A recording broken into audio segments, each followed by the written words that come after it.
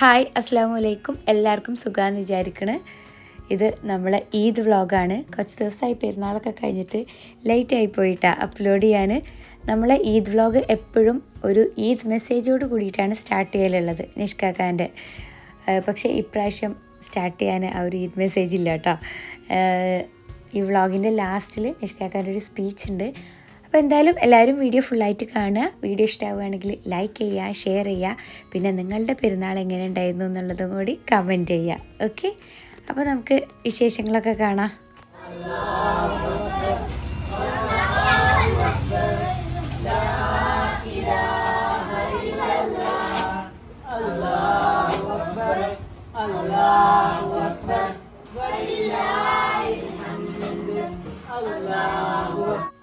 മാസം കണ്ടപ്പോൾ ഇതാ എല്ലാവരും നമ്മളെ വീട്ടിലേക്ക് എത്തിയിട്ടുണ്ട്. തെക്കുബീർ ജലലൊക്കെ ഇങ്ങനെ നടന്നുകൊണ്ടിരിക്കുകയാണ്.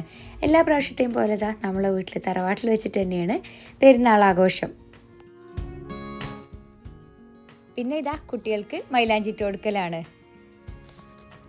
കേശുക്ക് ഭയങ്കര ഇഷ്ടമാണ് മൈലാഞ്ചി ഒക്കെ ഇടാൻ. പക്ഷേ ആള് അപ്പം തന്നെ കഴുകി കളയും, അല്ലെങ്കിൽ എവിടെയെങ്കിലും വെച്ച് തേക്കും. അപ്പോൾ നമ്മൾ പിടിച്ചുകൊണ്ടിരിക്കണം കുറച്ച് ടൈമൊക്കെ.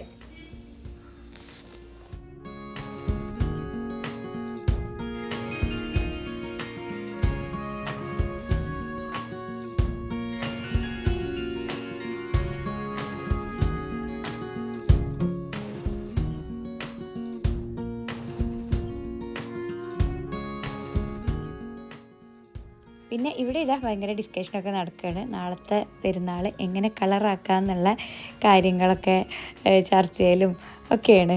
അപ്പോൾ കുറേയധികം പ്ലാൻസൊക്കെ ഇങ്ങനെ റെഡിയാക്കിക്കൊണ്ടിരിക്കുകയാണ്. അതിനിടയിൽ ഞാനിവിടെ ഒരു സ്വീറ്റ് ഉണ്ടാക്കുന്നുണ്ട് കേട്ടോ. നമ്മളെ സേമിയ ബൈറ്റ്സാണ്. അത് ഈസിയാണല്ലോ റെഡിയാക്കാൻ. അപ്പം രാവിലെ പള്ളി കഴിഞ്ഞ് വന്ന് കഴിക്കാനൊക്കെ വേണ്ടിയിട്ട് പെട്ടെന്ന് തന്നെ ഒന്ന് ഉണ്ടാക്കിയെടുക്കുകയാണ്. ഒരു പാനിലേക്ക് കുറച്ച് ബട്ടർ ഇട്ട് കൊടുക്കുക. പിന്നെ പൊടിച്ച് വെച്ചിട്ടുള്ള സേമിയ, അതായത് ഇതുപോലത്തെ റോസ്റ്റഡ് തിന്നായിട്ടുള്ള സേമിയാണ് എടുത്തിട്ടുള്ളത്. അത് ചെറുതാക്കി ഇങ്ങനെ പൊടിച്ചിട്ട് ഒന്ന് ബട്ടറിലൊന്ന് ജസ്റ്റ് ഒന്നിങ്ങനെ മിക്സ് ചെയ്തെടുക്കുക. പിന്നെ അത് കഴിഞ്ഞ് അതിലേക്ക് നമുക്ക് കണ്ടൻസ്ഡ് മിൽക്ക് ചേർത്ത് കൊടുക്കുക. കണ്ടൻസ്ഡ് മിൽക്ക് ഞാനിപ്പോൾ ഇവിടെ 3 പാക്കറ്റ് സേമിയാണ് കേട്ടോ എടുത്തിട്ടുള്ളത്. അതിലേക്ക് ഒരു വലിയ ടിൻ കണ്ടൻസ്ഡ് മിൽക്കാണ് ചേർത്ത് കൊടുത്തിട്ടുള്ളത്. ഇനി ഇതാ മിക്സിംഗ് ഒക്കെ കഴിഞ്ഞിട്ടുണ്ട്. ഇതുപോലൊരു ട്രേയിലേക്ക് ഫുള്ളായിട്ട് വെച്ച് കൊടുക്കുകയാണ്. അല്ലെങ്കിൽ നമുക്ക് ചെറിയ ചെറിയ ടോപ്പ് എടുത്തിട്ട് ഇങ്ങനെ ഷേപ്പാക്കിയിട്ട് ചെറിയ ചെറിയ സ്ക്വയറൊക്കെ ആക്കി ഷേപ്പാക്കിയിട്ടൊക്കെ വെച്ച് കൊടുക്കാം കേട്ടോ. ഞാൻ മൊത്തത്തിലിങ്ങനെ ഈ ഒരു ട്രേയിൽ സെറ്റ് ചെയ്യുകയാണ്. ഫസ്റ്റ് ഈ ട്രേയിൽ കുറച്ച് ബട്ടർ സ്പ്രെഡ് ചെയ്ത് കൊടുത്തിട്ടുണ്ട്. എന്നിട്ടാണ് അതിന് മേലേക്ക് സേമിയ ഇട്ട് കൊടുത്തത് കേട്ടോ. ഇനി ഇതാ ഫുള്ളായിട്ട് നമുക്കൊന്ന് ലെവലാക്കി എടുക്കണം. ഏറ്റവും ഈസി ആയിട്ട് ഉണ്ടാക്കാൻ പറ്റുന്ന ഒരു സ്വീറ്റാണ് കേട്ടോ. നല്ല ടേസ്റ്റി സ്വീറ്റാണ്. പിന്നെ അപ്പോൾ ഇനി സെറ്റിങ്ങൊക്കെ കഴിഞ്ഞ് അതിന് മേലേക്ക് ഞാൻ കുറച്ചൊരു നമ്മളെ ആൽമണ്ട് പൗഡറും കൂടി ചേർത്ത് കൊടുക്കുന്നുണ്ട്. പിസ്ത ഉണ്ടെങ്കിൽ പിസ്ത ആഡ് ചെയ്ത് കൊടുക്കുക കേട്ടോ. പിസ്ത ആകുമ്പോൾ കുറച്ചും കൂടിയും ടേസ്റ്റിയാണ്. ഇനി ഇത് ചെറുതാക്കിയിട്ട് ഇങ്ങനെ ചെറിയ ചെറിയ സ്ക്വയർ പീസാക്കിയിട്ട് ഇപ്പം തന്നെ ഇങ്ങനെ ഒന്ന് കട്ടിട്ട് കൊടുത്താൽ മതി. അപ്പോൾ പിന്നെ നമുക്ക് സെറ്റായി കഴിയുമ്പം ഓരോരോ പീസായിട്ട് പെട്ടെന്ന് എടുക്കാനായിട്ട് പറ്റും. അങ്ങനെ നമ്മൾ സ്വീറ്റൊക്കെ നേരെ ഫ്രിഡ്ജിലേക്ക് വെച്ച് ഇനി ബാക്കിയുള്ള മൈലാഞ്ചിടലും കൂടി ഇവിടെ നടന്നുകൊണ്ടിരിക്കുകയാണ് കേട്ടോ. അതിനിടയിലാണ് കിയാൻ വന്നിട്ട് കൈ ഇങ്ങനെ കാണിച്ചു തരുന്നുണ്ട്. ആൾ എല്ലാവരുടെ കയ്യിലും എന്താ ഇട്ട് കൊടുക്കണമെന്ന് വിചാരിച്ചിട്ട് ഇങ്ങനെ നോക്കിക്കുക. അപ്പോൾ ഞാൻ ജസ്റ്റ് പേരൊക്കെ എഴുതി കൊടുത്തതാണ്. ഭയങ്കര അത്ഭുതത്തിൽ ഇങ്ങനെ നോക്കിയിരിക്കുന്നുണ്ട്. പിന്നെ നാളെ ഇടാനുള്ള ഡ്രസ്സൊക്കെ ഒന്ന് റെഡിയാക്കി വെക്കുകയാണ്. എല്ലാതും അയൺ ചെയ്ത് ഫുള്ള് റെഡിയാക്കി വെച്ചിട്ടുണ്ട്. രാവിലെ നേരത്തെ തന്നെ പള്ളിയിലേക്ക് പോകാനുള്ളതാണ്. അപ്പോൾ എല്ലാവരെയും എണീപ്പിച്ച് പള്ളിയിൽ പോകണം. പിന്നെ ഡ്രസ്സൊക്കെ ഓരോരുത്തരുതും സെറ്റാക്കി വെച്ചിട്ടുണ്ട്.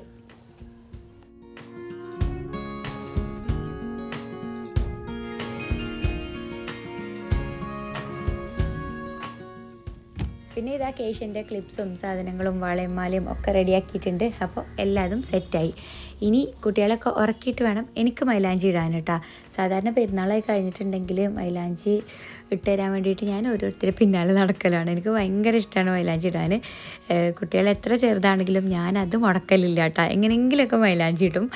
അപ്പോൾ ഇപ്രാവശ്യത സ്റ്റെൻസിലുള്ളതുകൊണ്ട് തന്നെ വലിയ ബുദ്ധിമുട്ടില്ലാണ്ട് മൈലാഞ്ചി ഇടാൻ പറ്റി. അതായത് എന്താണ്, ആരെയും ബുദ്ധിമുട്ടിക്കണ്ട, ആരെയും പിന്നാലെ നടക്കേണ്ട ആവശ്യമില്ല. ഞാൻ ഒറ്റയ്ക്ക് തന്നെ ഇട്ട് പെട്ടെന്ന് റെഡാണ് മൈലാഞ്ചിയാണ് കേട്ടോ ഞാനിപ്പോൾ കുറച്ചായിട്ട് യൂസ് ചെയ്യൽ.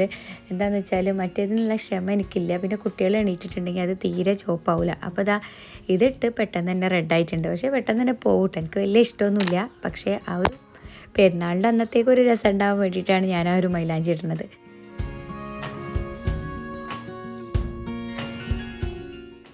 അങ്ങനെ ഇതാ രാവിലെ നേരത്തെ എണീറ്റ് എല്ലാവരും റെഡി ആയിട്ടുണ്ട്. പള്ളി പോകാനായിട്ട് നിൽക്കുകയാണ് കേട്ടോ. നമ്മളിവിടെ ഇതാ തൊട്ടടുത്ത് തന്നെയാണ് പള്ളി.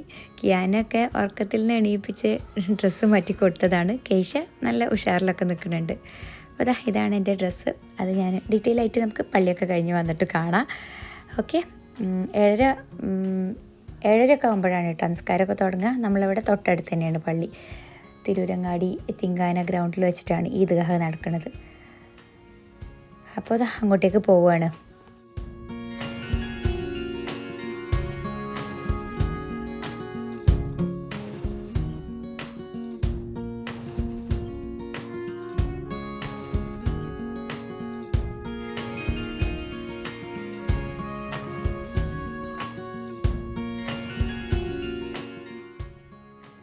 അങ്ങനെ ഇതാ നിസ്കാരമൊക്കെ കഴിഞ്ഞിട്ടുണ്ട്. പെരുന്നാളിൻ്റെ അന്ന് രാവിലെ പുതിയ ഡ്രസ്സൊക്കെ മാറ്റി പള്ളിയിലേക്കുള്ള വരവ് അറിയുന്നത് ഭയങ്കര സന്തോഷവും രസമുള്ള കാര്യമാണ് കേട്ടോ. നമുക്ക് കുറേ പേരെ കാണാം. ഇവിടെ ഇതാ ഹറിയയും എല്ലാവരും ഉണ്ട് കേട്ടോ. പിന്നെ ബാക്കി കസിൻസും എല്ലാവരും ഉണ്ട്. ഇതൊക്കെ എൻ്റെ ഫ്രണ്ട്സാണ്. അങ്ങനെ എല്ലാവരെയും മീറ്റ് ചെയ്ത് നമ്മൾ പിന്നെ തിരിച്ചതാ വീട്ടിലേക്ക് എത്തിയിട്ടുണ്ട്. വീട്ടിലെത്തി നമ്മൾ ഈദ് സ്വീറ്റൊക്കെ എല്ലാവർക്കും കൊടുക്കുകയാണ് കേട്ടോ.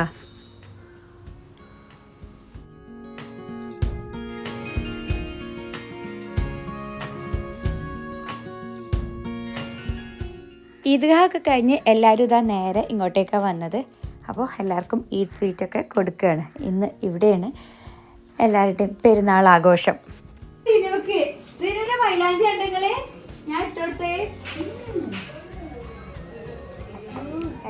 ആരാ വരുന്ന ഇങ്ങനെ ഇടയുന്നേ?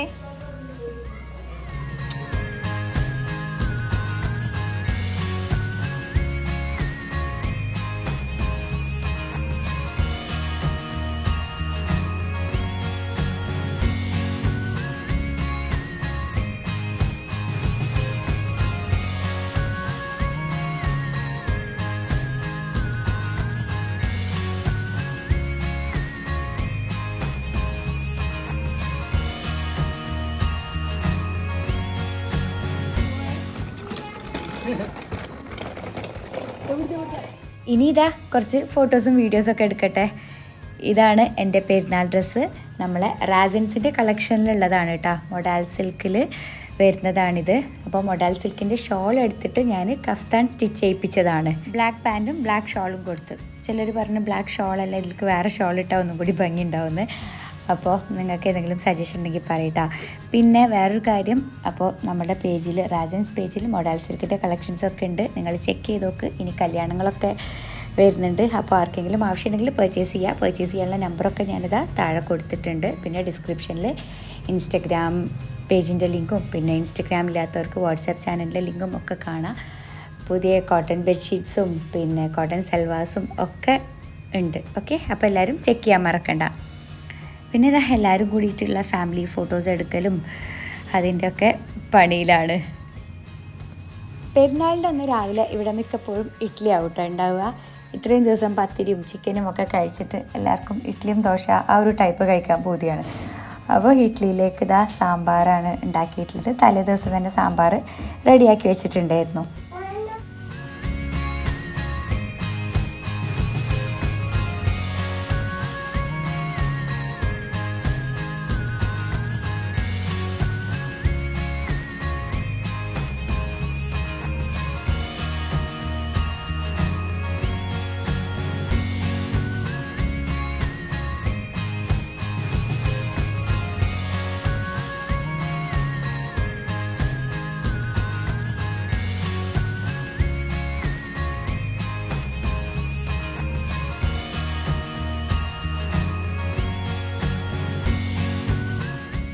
കുറച്ച് കഴിഞ്ഞപ്പോൾ ഇതാ ബാക്കിയുള്ള 2 സിസ്റ്റേഴ്സും കൂടി എത്തിയിട്ടുണ്ട്. അവർ കാലിക്കറ്റ് യൂണിവേഴ്സിറ്റി ആ ഒരു സൈഡാണ് കേട്ടോ. അപ്പോൾ അങ്ങനെ എല്ലാവരും ആയിട്ടുണ്ട്.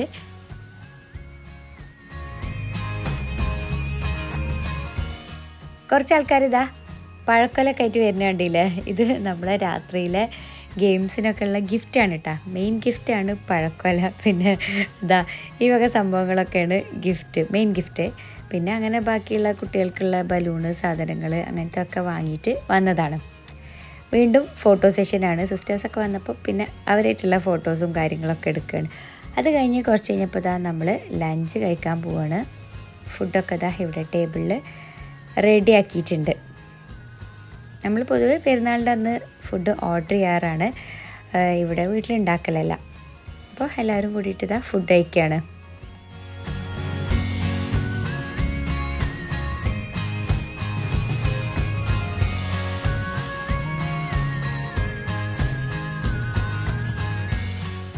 പിന്നെ ഇതാ ഇവരുടെ പോസിങ് ആണ് കേട്ടോ. ബോയ്സ് എല്ലാവരും കൂടിയിട്ട് ഫോട്ടോ എടുത്തുതരാൻ പറഞ്ഞിട്ട് ഇങ്ങനെ പോസ് ചെയ്ത് നിൽക്കുകയാണ്.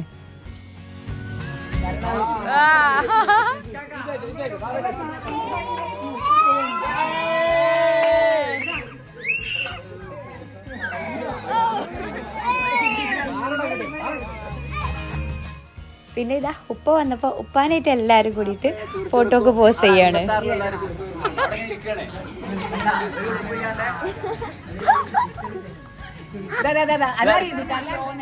ready 1 2 3 start.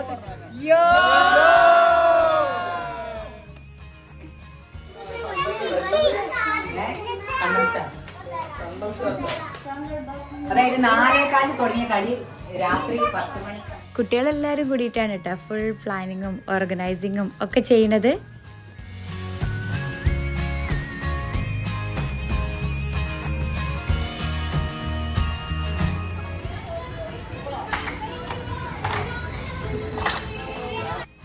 പുറത്തിതാ ഭയങ്കര പാട്ടും ബഹളമൊക്കെ. നോക്കുമ്പോൾ എന്താ ഇവരുടെ റിഹേഴ്സലാണ് കേട്ടോ. എല്ലാവരും കൂടിയിട്ട് ഡാൻസ് പ്രാക്ടീസ് ചെയ്യാണ്. അപ്പോൾ ഗേൾസ് പഠിപ്പിച്ചു കൊടുക്കുന്നുണ്ട്, ബോയ്സ് അതുപോലെ ചെയ്യുന്നുണ്ട്. അങ്ങനെ പല കാര്യങ്ങളും നടക്കുന്നുണ്ട്.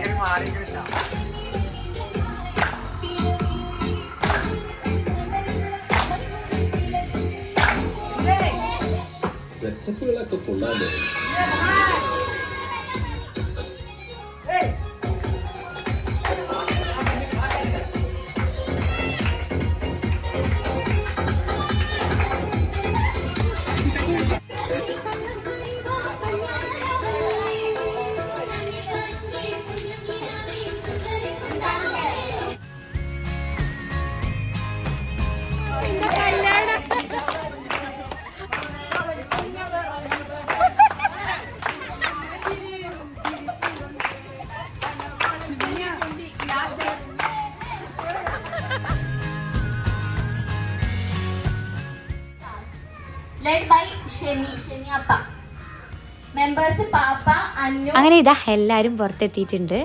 നമ്മളെ ഗെയിംസൊക്കെ സ്റ്റാർട്ട് ചെയ്യാണ്. വലിയവരും ചെറിയവരും ഒക്കെ ഒരുപോലെ പങ്കെടുക്കുന്ന ഒരു ഗെയിമാണ് കേട്ടോ. സ്കാവഞ്ചർ എന്നാണ് ഈ ഒരു ഗെയിമിൻ്റെ പേര്.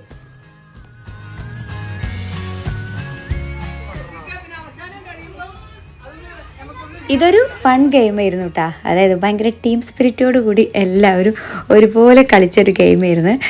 അപ്പോൾ ഇതാ നമ്മളെ ഗെയിമൊക്കെ സ്റ്റാർട്ട് ചെയ്തിട്ടുണ്ട് കേട്ടോ. എല്ലാവരും ഇതാ ഫുൾ ഓട്ടത്തിലാണ്. ഗെയിം എന്താണെന്ന് ഞാൻ ജസ്റ്റ് ഒന്ന് പറഞ്ഞുതരാം. 2 പേരാണ് ഈ ഒരു ഗെയിം നടത്തുന്നത്. അപ്പോൾ അവർ ഒരു ലിസ്റ്റ്, കുറച്ച് സാധനങ്ങളുടെ ലിസ്റ്റ് നമ്മളുടെ ഫോണിലേക്ക് അയക്കും. ഒരു 10-15 സാധനങ്ങൾ ഉണ്ടാവും. അപ്പോൾ അത് ഓരോ ടീമും കണ്ടുപിടിക്കണം എന്നുള്ളതാണ്. വീട്ടിൻ്റെ ഉള്ളിലുള്ളതാവാം, പിന്നെ വീട്ടിൽ നിന്ന് പുറത്തുള്ള സാധനങ്ങൾ. ഓരോരുത്തർ കണ്ടില്ല, ബൈക്ക് എടുത്ത് പുറത്ത് പോയി സെർച്ച് ചെയ്യുന്നുണ്ട്, പിന്നെ ഷോപ്പിൽ പോയി സാധനങ്ങൾ വാങ്ങുന്നുണ്ട്. അങ്ങനെ മൊത്തത്തിൽ നല്ല വിറ്റായിരുന്നു. ഇതിൽ എന്തൊക്കെ സാധനങ്ങളെന്ന് വെച്ചാൽ, ഫോർ എക്സാമ്പിൾ കോംപ്ലാൻ്റെ ബോട്ടില്, പിന്നെ ലിവിങ് ആൻഡ് അതായത് ജീവനുള്ള ഉറുമ്പ്, പിന്നെ ഫോട്ടോ ഫ്രെയിം, ട്രാൻസ്പോർട്ടേഷൻ ടിക്കറ്റ്, പിന്നെ പ്രത്യേക ടോപ്പിക്കിലുള്ള ഒരു ബുക്ക്, അങ്ങനെയൊക്കെ ആയിട്ട് അങ്ങനെ പല പല ഐറ്റംസ് ആണ് കേട്ടോ. ചേനൻ്റെ പീസ് അങ്ങനെയൊക്കെ. അപ്പോൾ എന്തായാലും ഇതാ ഒരു ടൈം ലിമിറ്റ് ഉണ്ട്. അപ്പോൾ അതിനുള്ളിൽ സാധനങ്ങളൊക്കെ കണ്ടുപിടിച്ച് കൊണ്ടുവരണം. അപ്പോൾ അതൊക്കെ കഴിഞ്ഞ് ഇപ്പോൾ ഇതാ വാല്യുവേഷനാണ് കേട്ടോ. വാല്യുവേഷൻ്റെ ടൈമിൽ പല ആർഗ്യുമെൻറ്റും ഉണ്ട്. ഓരോരുത്തർ ചേന മൊത്തത്തിൽ തന്നെ മേടിച്ച് കൊണ്ടുവന്നിട്ടുണ്ട്. ആക്ച്വലി ചേനൻ്റെ ഒരു പീസ് മതി. അങ്ങനെയൊക്കെ അങ്ങോട്ടും ഇങ്ങോട്ടും പല വർത്താനങ്ങളും ഒക്കെ നടക്കുന്നുണ്ട്. നമ്മൾ കളക്ട് ചെയ്ത് കൊണ്ടുവരുന്ന സാധനങ്ങൾ ചിലവർ തട്ടിപ്പറിച്ച് കൊണ്ടുപോകൊക്കെ ചെയ്യും. അപ്പോൾ അത് നമ്മൾ പ്രൊട്ടക്റ്റ് ചെയ്യണം. അങ്ങനെയൊക്കെ മൊത്തത്തിൽ നല്ല വിറ്റായിരുന്നു. അങ്ങനെ ഇതാ കളിയൊക്കെ കഴിഞ്ഞിട്ടുണ്ട്. അതിനിടയിൽ മഗ്‌രിബ് ബാങ്ക് കൊടുത്ത് അപ്പോൾ നമ്മളിതാ എല്ലാവരും കൂടിയിട്ട് പുറത്തുനിന്ന് നിസ്കരിച്ചു. എന്നിട്ടാണ് പിന്നെ ബാക്കി കണ്ടിന്യൂ ചെയ്തത്. നിസ്കാരം കഴിഞ്ഞതിന് ശേഷമാണ് കേട്ടോ ഇതിൻ്റെ റിസൾട്ടൊക്കെ പറയണത്. രണ്ടാം സ്ഥാനം നേടിക്കൊണ്ട്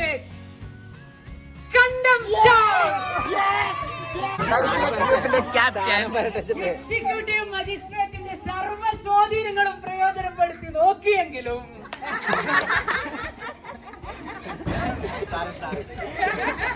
72 മാർക്കുമായി കട്ടൻ കാപ്പി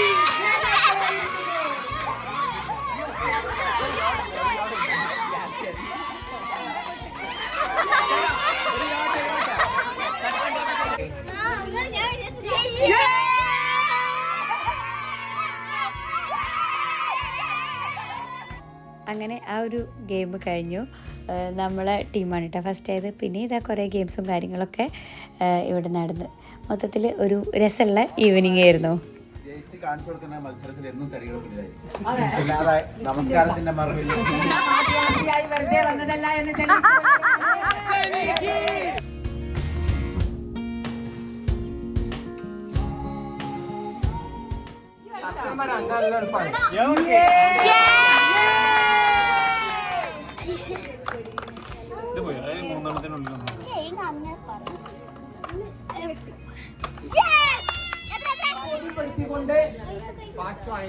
വിദ്യാർത്ഥി ഈ സദസ്സിലുള്ള വിദ്യാർത്ഥികളെയും അതേപോലെ രക്ഷിതാക്കളെയും ഒക്കെ ഒന്ന് ജാഗ്രതപ്പെടുത്തുക എന്നുള്ള ലക്ഷ്യത്തോടു കൂടി ജഷ്കാക്ക നമ്മളോട് കുറച്ച് ചിന്തകൾ ഇവിടെ പങ്കുവെക്കും.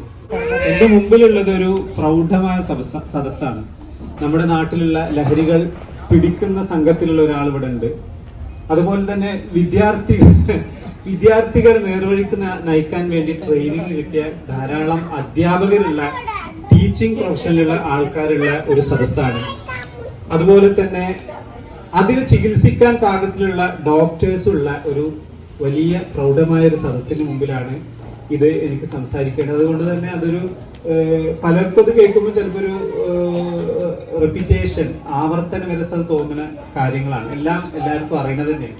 അപ്പൊ ഞാനിവിടെ പങ്കുവെക്കുന്ന പറഞ്ഞാൽ കുറച്ച് കേൾക്കാൻ കൗതുകമുള്ള കുറച്ച് കാര്യങ്ങൾ, ഇൻട്രസ്റ്റ് ഉള്ള കാര്യങ്ങളുമാണ്. പിന്നെ ഒരു കാര്യം, ഈ ലഹരി എന്നുള്ളത് തീർച്ചയായിട്ടും നമ്മുടെ മക്കളിലും ഒക്കെ ഭാവിയിൽ വരാൻ വളരെയധികം സാധ്യതയുള്ള ഒരു സംഭവമാണ്. നമ്മൾ എത്ര തന്നെ നോക്കിയാലും നമ്മുടെ മക്കളൊക്കെ അതിൽ പെടൂല. പെട്ട കുട്ടി മോശമാണെന്നോ ഒന്നും, ആ കുടുംബം മോശമാണെന്നോ ഒന്നും പറയാൻ പറ്റാത്ത ഒരു കാലഘട്ടത്തിലേക്കാണ് നമ്മൾ വരുന്നത്. അത് എങ്ങനെയാലും അങ്ങനെയുള്ളൊരു വല വിരിക്കലാണ് നമ്മുടെ സമൂഹത്തിൽ നടന്നുകൊണ്ടിരിക്കുന്നത്. അപ്പോൾ ആദ്യമായി ലഹരി എന്ന് പറയുമ്പോൾ ഇന്ന് നമ്മൾ കുറച്ചു കാലമായിട്ട് കേൾക്കുന്ന ഒരു വാക്കാണ് MDMA എന്നുള്ളത്, അല്ലെ? എന്താണ് MDMA ഫുൾ ഫോം എന്നുള്ളത് ഈ പറഞ്ഞ പ്രൗഢമായ സദസ്സിലുള്ള അധ്യാപകർക്കോ ഡോക്ടേഴ്സിനോ ആർക്കെങ്കിലും അറിയോ? MDMA എന്നുള്ളതിന്റെ ഫുൾ ഫോം അറിയില്ല. അത് ശരിക്ക് നോക്കണ്ട. മെത്താംഫെറ്റമിൻ ആണ് ലാസ്റ്റ്. Methylene dioxy methamphetamine. അപ്പൊ മെത്താംഫെറ്റമിൻ എന്ന് പറയുമ്പോൾ പണ്ട് ഒരു 10-15 കൊല്ലം മുമ്പ് ഞാൻ MBBS പഠിക്കുമ്പോൾ ആംഫിറ്റമിൻ എന്ന് പഠിച്ചിരുന്നു ഫാർമക്കോളജിയിൽ. ആ സമയത്ത് നമ്മുടെ ടീച്ചേഴ്സ് ആംഫിറ്റമിൻ എന്നൊരു ഡ്രഗ് ഉണ്ട്, അത് കഴിച്ചു കഴിഞ്ഞാൽ നിങ്ങൾക്ക് എക്സാമിനൊക്കെ ഇങ്ങനെ അത് പ്രോത്സാഹിപ്പിച്ചുകൊണ്ടല്ല, അതിൻ്റെ ഒരു ഫീച്ചറായിട്ട് പറയും, നമുക്ക് ഫ്ലോ ഓഫ് ഐഡിയാസ് ഉണ്ടാവും. പിന്നെ ചിന്തകൾ ഇങ്ങനെ വരും, ഫ്ലോ ഓഫ് ഐഡിയാസ്. നമുക്കിപ്പോൾ ഒരു പ്രോബ്ലം ഫിസിക്സിൽ കിട്ടിയില്ലെങ്കിൽ ആംഫിറ്റമിൻ കഴിച്ചു കഴിഞ്ഞാൽ നിങ്ങൾക്ക് സോൾവ് ചെയ്യാൻ പറ്റും എന്നൊക്കെ ഇങ്ങനെ ടീച്ചേഴ്സ് എന്തെങ്കിലും അത്ഭുതത്തിൽ പറഞ്ഞിരുന്ന ഒരു കാലം ഒരു 10-15 വർഷം മുമ്പ് ഉണ്ടായിരുന്നു. അന്ന് പഠിച്ച ആംഫിറ്റമിന് ഇതന്നെയാണ് എന്ന് ഇപ്പം അതിന്റെ ഫുൾ ഫോം നമ്മൾ നോക്കിയപ്പോഴാണ് ഇതന്നെയാണ് എന്ന് നമുക്ക് മനസ്സിലാവുന്നത്. അന്ന് ആംഫിറ്റമിൻ ഒരു ആരും കേൾക്കാത്ത ഒരു അത്ഭുത സാധനമായിട്ടാണ് അന്ന് ടീച്ചേഴ്സ് നമ്മളെ കോളേജിൽ നിന്ന് പഠിപ്പിച്ചത്. അപ്പോ എന്താണ് ഈ ആംഫിറ്റമിൻ? മയക്കുമരുന്നിന്റെ വിഭാഗത്തില് കൃത്രിമമായി ലാബിൽ ഉണ്ടാക്കുന്ന രാസ മയക്കുമരുന്നാണ്, കെമിക്കൽ മയക്കുമരുന്നാണ് MDMA എന്നുള്ളത്. ബാക്കിയുള്ളത് കഞ്ചാവാണെങ്കിലും ഹെറോയിൻ ആണെങ്കിലും അതൊക്കെ നാച്ചുറലി പ്ലാന്റ്സിൽ നിന്നും മറ്റൊക്കെ എക്സ്ട്രാക്ട് ചെയ്തെടുക്കുന്ന കാര്യമാണ്.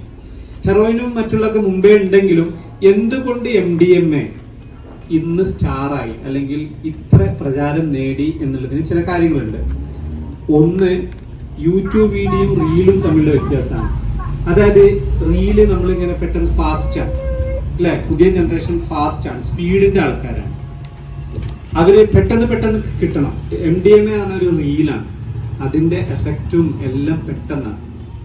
ഒരു ഭയങ്കര ഫാസ്റ്റ് ആയിട്ട് ഒരു എക്സൈറ്റ്മെന്റിലേക്ക് നമ്മൾ എത്തിക്കാൻ പറ്റുന്ന ഒരു കെമിക്കലാണ് MDMA എന്നതാണ് ഇത് ഏറ്റവും കൂടുതൽ ആളുകൾ ഉപയോഗിക്കാനും ഒക്കെ കാരണമായിട്ടുള്ളത്. എല്ലാ ലഹരികളും കോമൺ ഫീച്ചേഴ്സ് ഉള്ളതാണ്. പക്ഷേ MDMA കുറച്ചുകൂടി എക്സാജറേറ്റഡ് ആയിട്ടുള്ള മറ്റേതിൻ്റെയൊക്കെ ഒരു മൂത്താപ്പ എന്ന് പറഞ്ഞ രൂപത്തിൽ നമുക്ക് പറയാൻ പറ്റും. MDMA അത് ബേസ് ചെയ്തിട്ടാണ് ഞാൻ സംസാരിക്കുന്നത്. MDMA ഹിസ്റ്ററി എങ്ങനെയാണ്? MDMA എന്ന് പറഞ്ഞു കഴിഞ്ഞാൽ അതിനുവേണ്ടി കണ്ടുപിടിക്കപ്പെട്ട സാധനമല്ല. 1900-ത്തിന്റെ തുടക്കത്തിൽ അമിതമായ ബ്ലീഡിങ്, രക്തസ്രാവത്തിനെതിരിൽ എന്തെങ്കിലും ചെയ്യാൻ പറ്റുമോ എന്ന് റിസർച്ച് നടത്തിക്കൊണ്ടിരിക്കുമ്പോൾ യാദൃശ്ചികമായി കണ്ടെത്തിയ ഒരു കെമിക്കലാണ് ഈ MDMA എന്നുള്ളത്. അപ്പോ ആ സമയത്ത് ഇത് ക്ലിനിക്കലി ട്രീറ്റ്മെന്റിന് വേണ്ടിയിട്ട് ഉപയോഗിക്കാൻ വേണ്ടിയിട്ട് കുറെ ശ്രമങ്ങൾ നടന്നു. പക്ഷെ ഇതിന്റെ മാരകമായ സൈഡ് എഫക്റ്റുകൾ മനസ്സിലാക്കിക്കൊണ്ട് അതിന്റെ ഉപയോഗം അവിടെ നിർത്തിയതാണ്. ആ 10-40 കൊല്ലം പിന്നെ അത് ഉപയോഗിച്ചിട്ടില്ല. അത്രയും സൈഡ് എഫക്റ്റ് ഉണ്ടെന്ന് കണ്ടപ്പോൾ അന്ന് അവിടെ സ്റ്റോപ്പ് ചെയ്തതാണ്. പിന്നീട് ചരിത്രത്തിൽ നമുക്ക് കാണാം, ഹിപ്പി യുഗം വന്നു അല്ലെ. 1960-70കളിൽ ലോകമാകമാനം ഹിപ്പി കൾച്ചർ വന്നപ്പോൾ ഈ ഹിപ്പികള് ഈ സുഖം കണ്ടെത്താൻ എന്തും ചെയ്യുന്ന ആൾക്കാരാണ്. നമ്മുടെ നാട്ടിലൊക്കെ ഹിപ്പികൾ ഉണ്ടായിരുന്നു. അവര് മയക്കുമരുന്ന് പെട്ടെന്ന് കിട്ടാൻ വേണ്ടിയിട്ട് 60-70കളിൽ പ്രത്യേകിച്ച് UK, US എന്ന രാജ്യങ്ങളിലൊക്കെ അവരിത് യൂസ് ചെയ്യാൻ തുടങ്ങി. അങ്ങനെയാണ് അതിങ്ങനെ മെല്ലെ മെല്ലെ ലോകത്തിലേക്ക് വന്നത്. പിന്നീട് അത് ഇന്ത്യയിലേക്ക് വളരെ വൈകിയാണ് ഇന്ത്യയിലേക്ക് ഈ ഉപയോഗത്തിലേക്ക് വന്നത്. നമ്മുടെ കേരളത്തിൽ തന്നെ നമുക്കറിയാം ഇതിന്റെ ഉപയോഗം തുടങ്ങിയിട്ട് 15 വർഷം അല്ലെങ്കിൽ 20 വർഷത്തിന്റെ താഴെ ആയിട്ടുണ്ട്. കൊറോണ സമയത്താണ് അത് വ്യാപകമായി നമ്മുടെ നാട്ടിൽ ഉപയോഗിക്കാൻ തുടങ്ങിയത്. അതുവരെ വളരെ റയറായിട്ട് മാത്രം ഉപയോഗിച്ചിരുന്ന സാധനമാണ് ഈ MDMA എന്നുള്ളത്. പിന്നെ MDMA എന്തുകൊണ്ടാണ് നമ്മുടെ നാട്ടിൽ വ്യാപകമായത് എന്ന് ചോദിച്ചു കഴിഞ്ഞാൽ അതിന്റെ പ്രൊഡക്ഷൻ കോസ്റ്റ് വളരെ കുറവാണ്. ഇപ്പൊ നമ്മൾ പാരസെറ്റമോൾ ഒക്കെ ഉണ്ടാക്കും, പാരസെറ്റമോളിന്റെ പ്രൊഡക്ഷൻ കോസ്റ്റ് 5 പൈസ 10 പൈസയാണ്. അത് 3-4 റുപ്യക്ക് വിൽക്കുമ്പോൾ എത്ര മടങ്ങാണ് ലാഭം എന്ന് നമുക്ക് ചിന്തിക്കാം. അതുപോലെ ഒരു കെമിക്കൽ ആയതുകൊണ്ട് തന്നെ പ്രൊഡക്ഷൻ കോസ്റ്റ് വളരെ കുറവും, എന്നാൽ അത് മാർക്കറ്റിൽ എത്തിച്ചു കഴിഞ്ഞാൽ ലക്ഷങ്ങൾ വില വരികയും ചെയ്യുന്നതുകൊണ്ട് ഇതൊരു ബിസിനസ് ആയിട്ട് പലർക്കും കാണാൻ പറ്റുന്നു എന്നുള്ളതാണ്. അതുപോലെ ഉപയോഗിക്കുന്നവർക്ക് അത് ഉപയോഗിക്കാനുള്ള ലാഭം, അതിനുള്ള മണി ഈ ഇതിന്റെ ട്രാൻസ്പോർട്ടിലൂടെ അല്ലെങ്കിൽ എക്സ്ചേഞ്ചിലൂടെ നേടാൻ പറ്റും എന്നുള്ളത് കൊണ്ടുമാണ് ഇത് കൂടുതൽ പെട്ടെന്ന് വ്യാപിക്കുന്നത്. ഫോർ എക്സാമ്പിൾ നമുക്ക് ബാംഗ്ലൂരിൽ നിന്ന് ഈ സാധനം വളരെ വിലകുറഞ്ഞ് കിട്ടും. അത് നമ്മുടെ നാട്ടിലെത്തിയാൽ അതിന്റെ 4 ഇരട്ടി വില വരെ കിട്ടും എന്നാണ് നമ്മളെ ഈ ഇതിനെ പറ്റി ബന്ധപ്പെട്ടവരൊക്കെ പറഞ്ഞത്. അപ്പൊ ഒരു 1 ലക്ഷം റുപ്യക്ക് സാധനം അവിടുന്ന് കൊടുക്കുന്ന, ബാംഗ്ലൂരിൽ നിന്ന് കൊടുക്കുന്ന ഒരാൾക്ക് 4 ലക്ഷം ഈ ഒരു 500 കിലോമീറ്റർ ട്രാവൽ ചെയ്താൽ ഉണ്ടാക്കാൻ പറ്റും. അതാണ് ഇത് വ്യാപകമായിട്ട് ഉണ്ടാവാൻ കാരണം. നമ്മുടെ നാട്ടിൽ കുട്ടികൾ കുറേ പേര് ഇതിന്റെ കച്ചവടക്കാരായി മാറുന്നതിന്റെ പിന്നിലുള്ള രഹസ്യം. 4 ലക്ഷത്തിൽ 1 ലക്ഷം കൊടുത്തു കഴിഞ്ഞാൽ അതിന് ആൾക്കാർ കിട്ടുമല്ലോ, ബാക്കി 3 ലക്ഷം എടുക്കാം. ഇതൊക്കെയാണ് അതിന്റെ പിന്നിലുള്ള കാര്യങ്ങൾ. ഇനി MDMA ഉപയോഗിച്ച് കഴിഞ്ഞാൽ എന്തൊക്കെയാണ് നമുക്ക് ഉണ്ടാവുക? ഇത് MDMA പറ്റി എപ്പോഴും ക്ലാസ് എടുക്കുമ്പോൾ എല്ലാവരും പറയുന്ന കാര്യമാണ്. അതിന്റെ ക്ലാസ് എടുക്കുമ്പോൾ പോലും അത് ഇരുതല മൂർച്ചയുള്ള സംഭവമാണ്. കാരണം ഇതിന്റെ ക്ലാസ് കേട്ടാൽ തന്നെ ചിലർക്ക് ഇത് ഉപയോഗിച്ചാൽ കൊള്ളാം എന്നൊരു തോന്നൽ വരാൻ സാധ്യതയുണ്ട്. അതുകൊണ്ട് ഈ ക്ലാസ് കേൾക്കുന്ന ആരും ഇതിനൊരു പ്രോത്സാഹനമായിട്ടോ അല്ലെങ്കിൽ ഇതിന്റെ കുറെ കാര്യങ്ങൾ പറയുമ്പോൾ ഇത് നല്ലതാണല്ലോ എന്ന് തോന്നാൻ സാധ്യതയുള്ള ഒരു ഫീൽഡാണ് MDMA എന്ന് പറഞ്ഞത്. ഈ MDMA നമ്മുടെ രക്തത്തിലേക്ക് വന്നാൽ പല രൂപത്തിലും നമുക്കറിയാം. പൊടി ആയിട്ട് മൂക്കിലൂടെ വലിക്കുന്നവരുണ്ട്, അത് സ്പൂണിൽ വെച്ചിട്ട് പിന്നെ ചൂടാക്കി ലായനിയാക്കിയിട്ട് ഇഞ്ചക്ട് ചെയ്യുന്നവരുണ്ട്, പിന്നെ കഴിക്കുന്നവരുണ്ട്. അങ്ങനെ പല നിലക്കും മൂക്കിലൂടെ വലിക്കുന്നവർ, അതുപോലെ തന്നെ കണ്ണിൽ തേക്കുന്നവരുണ്ട്, മലദ്വാരത്തിൽ വെക്കണവരുണ്ട്. ഇങ്ങനെ മ്യൂക്കസ് മെംബ്രെയിൻസ് സംഭവങ്ങളിലൂടെയൊക്കെ അത് പെട്ടെന്ന് ബ്ലഡിലേക്ക് എത്തും. ഞാൻ നേരത്തെ പറഞ്ഞത് റീലാണെന്ന്. നമ്മുടെ ബ്ലഡിലേക്ക് എത്തിക്കഴിഞ്ഞു കഴിഞ്ഞാൽ 1/2 മണിക്കൂറിന്റെ ഉള്ളിൽ തന്നെ അതിന്റെ ഫലം അതിന്റെ എഫക്റ്റ് ആൾക്കാർക്ക് കിട്ടും എന്നുള്ളതാണ്.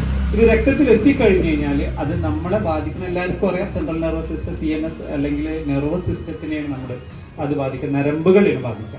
നമ്മുടെ തലച്ചോറിലൊക്കെ നമ്മുടെ മൂഡും നമ്മുടെ സ്വഭാവവും നമ്മുടെ ക്യാരക്ടറും അതുപോലെ നമ്മുടെ അവസ്ഥയൊക്കെ തീരുമാനിക്കുന്ന കുറെ ന്യൂറോ ട്രാൻസ്മിറ്റേഴ്സ് ഉണ്ട്.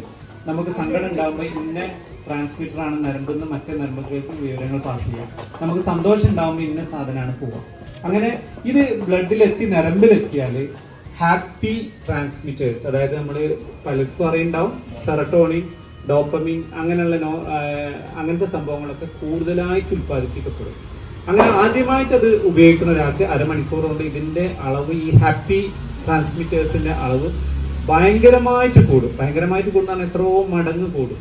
അപ്പോൾ അന്ന് വരെ ആ ഒരു കുട്ടി അല്ലെങ്കിൽ ആ ഒരു യുവാവ് അല്ലെങ്കിൽ ഒരു വ്യക്തി ഇതുവരെ കാണാത്തൊരു ഉന്മാദാവസ്ഥയ്ക്ക് അവന് ഭയങ്കരമായ സന്തോഷം എന്നാൽ ഒരിക്കലും അതൊന്ന് മിസ്സാക്കാൻ അവൻ പിന്നീട് ആഗ്രഹിക്കാത്ത രൂപത്തിലുള്ള സന്തോഷത്തിലേക്ക് എത്തും എന്നുള്ളതാണ്. ഇത് ഉപയോഗിക്കുന്ന ആൾക്കാർ ഒന്ന് യൂഫോറിയ എന്ന് പറഞ്ഞ ഏറ്റവും അങ്ങേ തലത്തിലുള്ള ഹാപ്പിനെസ്സിലേക്ക് നമ്മൾ എത്തും. രണ്ടാമത് പിന്നെ ഇൻക്രീസ്ഡ് സെൻസേഷൻസ്. ഇതിന്റെ കറക്റ്റ് വേർഡ് ഇതൊന്നും അങ്ങനെയല്ല. അതായത് ഇപ്പൊ നമ്മൾ കാണുന്നൊരു കാര്യം അല്ലെങ്കിൽ കേൾക്കുന്ന കാര്യം, ഒരു എക്സാമ്പിൾ പറയാം. നമ്മുടെ ഇവിടെ ഒരു ബൾബ് ഉണ്ട്. MDMA ഉപയോഗിച്ചാൽ അത് ഭയങ്കര ബ്രൈറ്റ്നെസ് ആയിട്ട് തോന്നും. നമ്മളൊരു പൂരപ്പറമ്പ് പോയാൽ നമുക്കൊരു സന്തോഷം തോന്നുന്നു, അല്ലെങ്കിൽ ഒരു ഉത്സവത്തിന് പോയാൽ ഒരു ലൈറ്റിംഗ് ഇതൊക്കെ എന്തിനാ വെക്കുന്നത്? എവിടെ നമ്മളിപ്പോൾ ഒരു നോമ്പർപ്പിക്കലിന് പോയാൽ പോലും അവിടെ ലൈറ്റും, സൽക്കാരത്തിന് പോലെ ലൈറ്റും കാര്യങ്ങളൊക്കെ നമ്മൾ ഒരു ഹാപ്പി മൂഡിലേക്ക് വരും. ആ ഒരു തലത്തിനേക്കാളും മുകളിൽ നമ്മൾ ആ ഒരു ലൈറ്റിനെ കാണുന്നത് ഭയങ്കരമായ എന്തോ ആയിട്ടാണ് തോന്നുക. ഈ പറഞ്ഞ മാതിരി ഒരു ചെറിയ ബൾബാണെങ്കിൽ അത് പൂരപ്പറമ്പിന്റെ പ്രതീതി ആ വ്യക്തിക്ക് ഉണ്ടാക്കും. അങ്ങനെ ഓരോരോ കാര്യങ്ങൾ, ചെറിയ ഒരു മധുരമായ നമുക്ക് തോന്നുന്ന ഒരു സൗണ്ട് ഇയാൾക്ക് വേറെന്തോ ഒരു സ്വർഗീയാനുഭൂതി ആ സൗണ്ടിൽ നിന്ന് കിട്ടും എന്നുള്ളതാണ്. അതൊക്കെ നമ്മുടെ നരമ്പുകളിൽ ഈ ഹോർമോൺസ് കൂടുന്നത് കൊണ്ടുണ്ടാകുന്നതാണ്. അങ്ങനെ ഒരു 8 മണിക്കൂറൊക്കെ ഇവന് വല്ലാത്തൊരു ഫീലിങ്ങിലും ജീവിതത്തിന്റെ ഇതുവരെ കാണാത്ത ഹാപ്പിനെസ്സിലും എത്തി. 8 മണിക്കൂർ കഴിഞ്ഞ് കഴിഞ്ഞാൽ ഇതിന്റെ ഈ നമ്മൾ പറഞ്ഞ പോലെ ഇതിന്റെ കെട്ട് വിട്ട് കഴിഞ്ഞാൽ ഈ ഹാപ്പി ഹോർമോൺസ് നോർമൽ ലെവലിൽ താഴെ പോകും.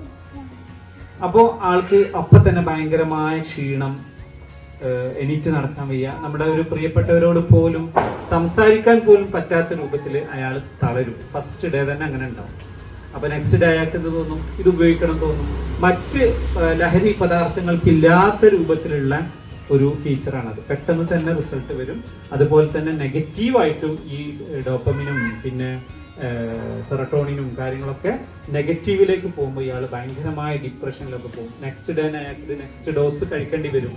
അങ്ങനെ തുടർച്ചയായിട്ട് ഉപയോഗിക്കുമ്പോൾ വീണ്ടും വീണ്ടും ഈ ഹാപ്പി ഹോർമോൺസ് വീണ്ടും വീണ്ടും കുറഞ്ഞു വരും. അയാൾ ഡിപ്രഷനിലേക്ക് പോകും. ഫൈനലി അയാൾ സൂയിസൈഡ് ചെയ്യും. ഈ സൂയിസൈഡ് ചെയ്യാത്ത രൂപത്തിൽ എങ്ങനെയെങ്കിലും പിടിച്ചു നിന്നാൽ തന്നെ നമ്മുടെ ലിവറും കിഡ്നിയും നരമ്പുകളും എല്ലാം തകരാറാവും. മാത്രമല്ല നമ്മുടെ സ്വഭാവം ഒരു സാമൂഹ്യ ജീവിയായി ജീവിക്കാൻ പറ്റാത്ത രൂപത്തിലേക്ക് നമ്മൾ മാറ്റപ്പെടും എന്നുള്ളതാണ്. ഇതാണ് അതിൽ പറയാനുള്ളത്. അതാണ് ഇതിനെപ്പറ്റി ക്ലാസ് എടുക്കുമ്പോൾ ഇതിനെപ്പറ്റി ഇതിന്റെ ഗുണങ്ങൾ കുറെ പറയേണ്ടി വരുമ്പോൾ ആൾക്കാരൊക്കെ ഇതിലേക്ക് അട്രാക്ട്, യുവാക്കളൊക്കെ ഇതിങ്ങനെ ചിന്തിക്കും എന്ന് പറയാറുണ്ട്. അപ്പൊ ഇതൊരു പ്രോത്സാഹനമായിട്ട് ഇങ്ങനെയൊക്കെ ഉണ്ടാവുമല്ലോ എന്ന് യുവാക്കൾ ചിന്തിക്കുമെന്ന് ഒരു പേടി എല്ലാവർക്കും ഉണ്ടാവില്ല. അപ്പോൾ ഇനി നമ്മൾ നോക്കേണ്ടത് ഇത് ഉപയോഗിച്ച് തുടങ്ങിയാൽ നമ്മുടെ മക്കളിൽ, ഞാൻ പറഞ്ഞല്ലോ അടുത്ത കാലത്ത് എല്ലാവരും വില ഇടിച്ച് ഇവർ പിടിക്കുന്നുള്ളത് ഉറപ്പാണ്. അതിന് രക്ഷപ്പെടാൻ വേണ്ടി നമ്മൾ പ്രാർത്ഥിക്കുക എന്നുള്ളതാണ്. വലിയൊരു ബിസിനസ് ആയതുകൊണ്ട് തന്നെ അതൊക്കെ നമ്മുടെ നാട്ടിലേക്ക് വരും. നമുക്കറിയാം നമ്മുടെ പല ദരിദ്ര രാജ്യങ്ങളായ ഗാന, ആഫ്രിക്കൻ രാജ്യങ്ങളിലൊക്കെ എല്ലാ ആൾക്കാരും ഇത് ഉപയോഗിക്കുന്നുണ്ട്. എങ്ങനെയാണ്? അതൊരു ബിസിനസ്സാണ്. വലിയ വലിയ കമ്പനികൾ അവിടെ കൊടുത്തിട്ട് ഇത് കൊടുത്തു കഴിഞ്ഞ് കഴിഞ്ഞാൽ പിന്നെ സ്വാഭാവികമായിട്ടും അവരതിൻ്റെ ഉപഭോക്താക്കളായി മാറും. അതുപോലെ തന്നെ ഇന്ത്യയിലൊക്കെ സംഭവിക്കാൻ സാധ്യതയുണ്ട് എന്നുള്ളതാണ്. അതുകൊണ്ടാണ് ഗവൺമെന്റ് ഒക്കെ എപ്പോഴും ഇത് കാര്യമായിട്ട് എടുക്കുന്ന നടപടികൾ എത്രത്തോളം ഫലപ്രദം എന്ന് പറഞ്ഞില്ലെങ്കിലും അതൊരു എപ്പോഴും ഇതിനെപ്പറ്റി അഡ്രസ്സ് ചെയ്യലുണ്ട്. വലിയൊരു പ്രശ്നമാവും എന്നുള്ളതൊക്കെ. ഈ ഉപയോഗത്തിൻ്റെയൊക്കെ പ്രശ്നങ്ങൾ നമ്മുടെ നാട്ടിൽ ഇനി വരാൻ പോകുന്നതേ ഉള്ളൂ. ഒരു വ്യക്തിയുടെ പ്രശ്നം എന്നതിൽ നിന്ന് അതൊരു സാമൂഹ്യ വിപത്തായിട്ടൊക്കെ കാണാൻ ഒരു 5-6 കൊല്ലം കൂടി കഴിഞ്ഞാൽ നമുക്ക് വളരെ വ്യക്തമായിട്ട് കാണാൻ പറ്റും. ഇത് ഉപയോഗിക്കാത്ത ആൾക്കാർ വരെ കൊല ചെയ്യപ്പെടും. അവർക്ക് പൊതുവെ ടോളറൻസ് കുറവായിരിക്കും.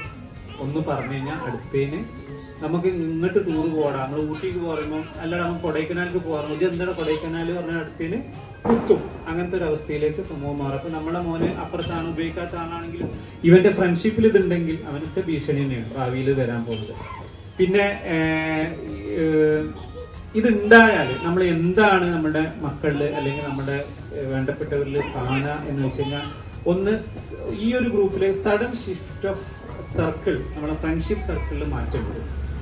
പഴയ ആൾക്കാരാവില്ല പിന്നെ അവൻ്റെ കൂടുതൽ അടുത്ത ആൾക്കാർ. അപ്പൊ നമ്മളിങ്ങനെ നോക്കുക, പുതിയ ഫ്രണ്ട്ഷിപ്പ് അവന് വരുന്നുണ്ടെങ്കിൽ നമുക്ക് മനസ്സിലാക്കാം, ഇവന് എന്ത് മനസ്സിലാക്കാമെന്നല്ല, നമ്മളൊന്ന് ശ്രദ്ധിക്കണം അല്ലെങ്കിൽ സംശയിക്കണം, ഇങ്ങനെ എന്തെങ്കിലും വരുന്നുണ്ടോ എന്നുള്ളത്. ബാഗ് ചെക്ക് ചെയ്യാം, കാര്യങ്ങളൊക്കെ ചെയ്യാം.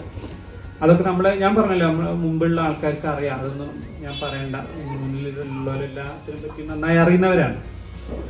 പിന്നെ രണ്ടാമത് സ്വഭാവത്തിലുള്ള മാറ്റം, ഭയങ്കരമായിട്ട് ദേഷ്യം വരും. നല്ലോണം മാതാപിതാക്കളോട് പെരുമാറുന്ന ഒരു കുട്ടി ഇപ്പോൾ റീസെൻ്റ്ലി ഭയങ്കര ദേഷ്യം പിടിക്കുക, അങ്ങനെയൊക്കെ ആണെങ്കിൽ നമ്മൾ ശ്രദ്ധിക്കണം. അതുപോലെ രാത്രി ഉറക്കമില്ലാതെ നടക്കുക, പകലുറങ്ങുക, ഈ കാര്യങ്ങളൊക്കെ ഉണ്ടെങ്കിലൊക്കെ നമ്മൾ ശ്രദ്ധിക്കണം. പിന്നെ സ്വഭാവത്തിലുള്ള മാറ്റം, പിന്നെ പണത്തിനോടൊരു ആക്രാന്തം മുമ്പില്ലാത്ത രൂപത്തിൽ മോനക്ക് തോന്നും. പണത്തോടുള്ള ആക്രാന്തം എന്ന് പറയുമ്പം പണം മാത്രമല്ല, വില കൂടിയ ഫോണ്, അങ്ങനെയുള്ള വില കൂടിയ എന്തെങ്കിലും സാധനങ്ങളോട് ഭയങ്കരമായിട്ടൊരു ആർത്തി തോന്നുന്നുണ്ടെങ്കിൽ നമുക്ക് സംശയിക്കണം, ഇത് വിറ്റിട്ടോ മറ്റോ എന്തെങ്കിലും ഇവൻ നേടി പൈസ ഉണ്ടാക്കുന്നുണ്ടോ എന്നുള്ള നിലക്ക് നമ്മൾ ചിന്തിക്കണം. പിന്നെ വീട്ടിൽ നിന്ന് എന്തെങ്കിലും മിസ്സിങ് വരികയാണെങ്കിൽ, വിലപിടിപ്പുള്ള സാധനങ്ങൾ അടിക്കടി കാണാതാവുകയാണെങ്കിലും നമ്മളെ മക്കളെ സംശയിക്കണം, ഇത് ഇവനെടുത്തതാണോ, ഇത് അവനോട് ഡയറക്റ്റ് ചോദിക്കണമെന്നല്ല, നമ്മൾ വാച്ച് ചെയ്യണം. വാച്ച് ചെയ്തിട്ട് നമ്മൾ മനസ്സിലാക്കണം. പിന്നെ എപ്പോഴും നമ്മൾ സ്കൂളിലൊക്കെ പോകണം, കുട്ടികളോട് പറയണം, നിങ്ങൾ സ്ഥിരമായിട്ട് ഒരു കടയിൽ നിന്ന് മിഠായി കഴിയുന്നതും വാങ്ങരുതെന്ന് പറയാം.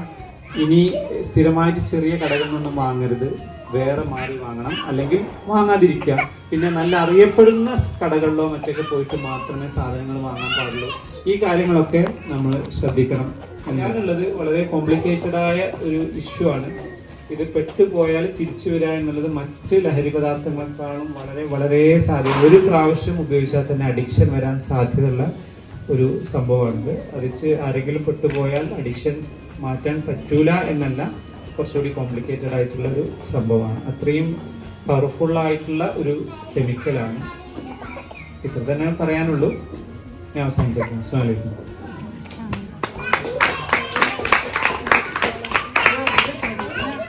ഓരോ ഗ്രൂപ്പുമായും ഷെയർ ചെയ്യുന്നുണ്ട് 3 ആർട്ടിക്കിളുകൾ. ആ ആർട്ടിക്കിളുകളെ അധികരിച്ചുകൊണ്ടുള്ള 15 ചോദ്യങ്ങൾ, 14 ചോദ്യങ്ങള് വാട്സപ്പിൽ ഷെയർ ചെയ്യും.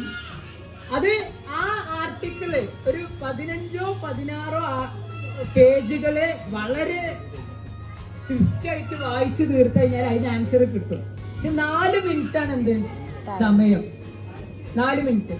അപ്പൊ നമ്മളെ പരിപാടിക്ക് ഫസ്റ്റ് അടിച്ചത് ടീം തരികിടേന്. ഫസ്റ്റത്തെ കളി സ്കാവഞ്ചറില് ഏറ്റവും ലാസ്റ്റ് നിന്ന് 3 പോയിന്റ് കിട്ടി. ഏറ്റവും ലാസ്റ്റ് നിന്ന് ഫസ്റ്റ് അടിച്ചേ, അതായത് ഫസ്റ്റ് അടിച്ച കട്ടൻ കാപ്പിനെ തോൽപ്പിച്ചുകൊണ്ട് ഓലാണ് ഫസ്റ്റ് അടിച്ചത്. ആ പോയിക്കുള്ള സമ്മാനമാണ് 20ാം നൂറ്റാണ്ടിന്റെ 2ാം പകുതിയിലെ ആരംഭം. കേരളാതിർത്തിയോട് ചേർന്ന് കിടക്കുന്ന കർണാടകയിലെ ആ ഗ്രാമത്തിൽ നിന്ന് ഇന്നത്തെ കഥ.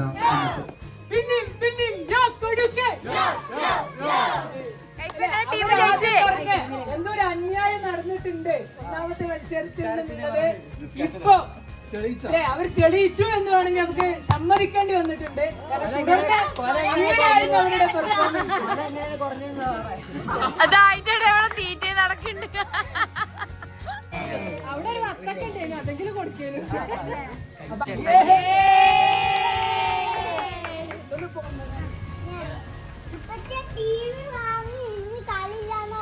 പൊട്ടിക്കാൻ നിൽക്കണ്ട. അങ്ങനെയാണെങ്കിൽ ഞാൻ വീട്ടിൽ നിന്ന് ഇറങ്ങിപ്പോയി. എനിക്ക് അത്ര കഴിഞ്ഞ ഈ വീട്ടിൽ നിന്ന് ഇറങ്ങിപ്പോയിക്കാം. അങ്ങനെ ഇതാ ഇന്നത്തെ നമ്മളെ പരിപാടികളൊക്കെ ഇവിടെ അവസാനിച്ചിട്ടുണ്ട്. മൊത്തത്തിലൊരു ഫാമിലി ഫൺ ഡേ ആയിരുന്നു കേട്ടോ. എല്ലാവരും നന്നായിട്ട് എൻജോയ് ചെയ്ത് ഭയങ്കര രസമായിരുന്നു. പിന്നെ നേരെ ഇതാ എല്ലാവരും ഫുഡ് കഴിക്കാനൊക്കെ പോയി. പിന്നെ കുട്ടികൾ ഇതാ കുറച്ച് പേര് ഇവിടെ പൂത്തിരി കത്തിക്കലും ഒക്കെ ആയിട്ട് നടക്കുന്നുണ്ട്.